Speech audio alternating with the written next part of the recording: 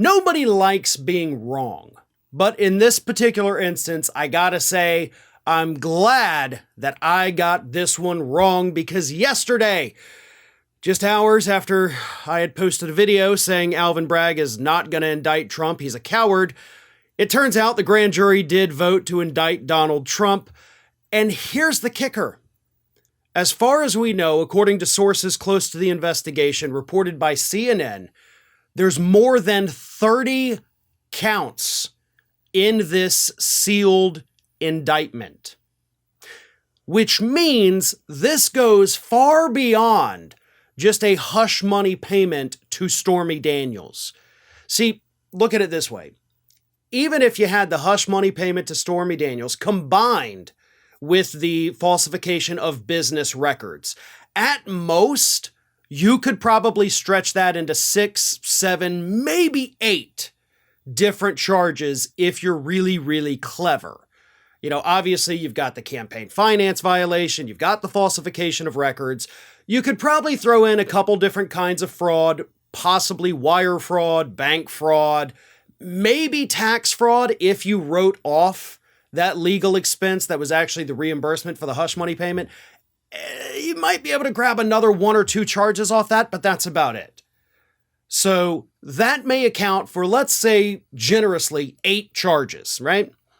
All right, well, you still got 22 other charges, so what are they? Now, obviously, there's a ton of speculation at this point because the indictment is still sealed, so we don't know. But if you've got, 22, maybe 25, maybe 28 additional charges not related to Stormy Daniels or the falsification of the business records to hide the reimbursement, then Bragg went big. He went bigger than any of us, especially me, thought he would go. It's likely that he may be going after all of the other business fraud that Pomerantz and Cy Vance were ready to prosecute for last year. As I've repeatedly said, Pomerantz told us those indictments were already written. They were ready to file them, and they never did.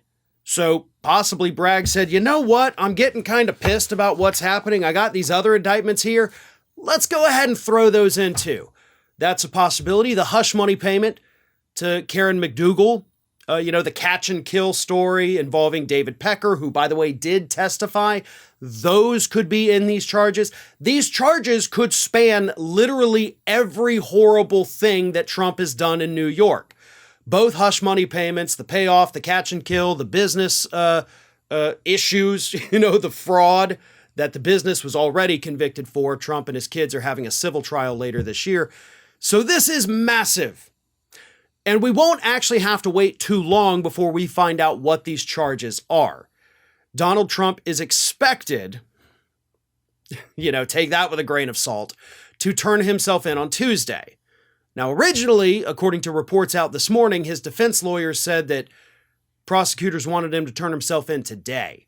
But when he goes and turns himself in, shows up in court for the arraignment, that is when the charges will be read to him. So whenever that happens, if it happens later today, if it happens Tuesday, that's when the world will know what these charges are against Donald Trump. And I know a lot of people are thinking, because I've seen it all over social media, obviously it's been a crazy, night, but a lot of people are saying, doesn't matter, by the time he goes to trial, the election will have already happened. Not true. In the state of New York, under their law, the prosecution has to be ready to go to trial within 6 months. That is the right to a speedy trial under New York law. 6 months. That doesn't mean the trial is going to start in 6 months. Obviously, Trump's lawyers can try to appeal it. They can try to do all these delay tactics. But we've seen his delay tactics get slapped down repeatedly in the state of New York. I have no reason to suspect these efforts wouldn't go any differently. So we could see a trial this year, but my best guess is probably about 12 months from now is when we would get that trial based on New York law, based on Trump's appeals, based on all the delay tactics. It will happen before the election, that's for sure.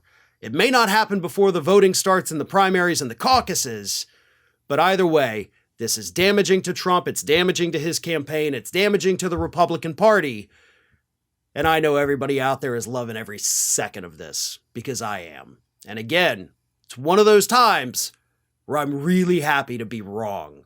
Ring of Fire has fresh content 7 days a week, so if you want to be reminded about it, don't forget to subscribe to the channel, hit the little bell to be notified every time a new video goes up.